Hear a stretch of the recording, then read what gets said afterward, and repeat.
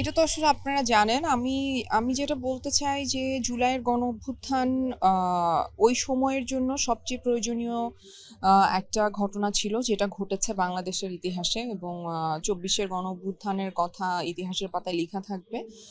যারা শহীদ হয়েছেন তাদের প্রতি শ্রদ্ধা, এবং যারা আহত হয়েছেন, যারা আ উম আ বিভিন্নভাবে আসলে ক্ষতিগ্রস্ত হয়েছেন, তাদের সবার প্রতি থাকছে সহমর্মিতা এবং ভালোবাসা।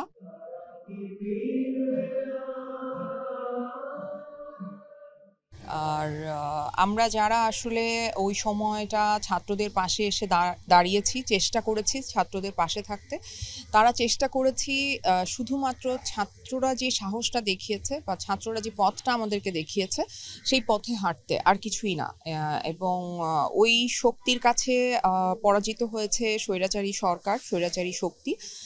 সেটা অনেক বড় প্রাপ্তি, এবং আমরা সেই প্রাপ্তিটাকে যাতে ধারণ করে আমাদের দেশটাকে নতুনভাবে গড়ে তুলতে পারি, আমি সেই আশাই করব। হ্যাঁ, অবশ্যই মনে পড়ে। আমি জুলাইকে ধারণ করি, একেবারে মনে প্রাণে বিশ্বাস করি এবং ধারণ করি আমার ভেতরে। সারাক্ষণ অনলাইনে আমাকে সবাই অ্যাটাক করছে, থ্রেট করছে, আমার জীবন নাশের হুমকি দিচ্ছে। আমি আশা করব যে সরকার সেই ব্যাপারে দৃষ্টি দিবেন। কারণ আমি একজন বাংলাদেশের নাগরিক। আমার এখানে স্বাধীনভাবে বেঁচে থাকার অধিকার আছে।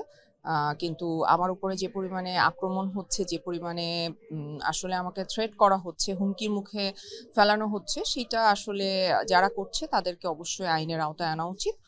আর এই তো, এটা তারা ইন্টেনশনালি করছে, আর কিছুই না।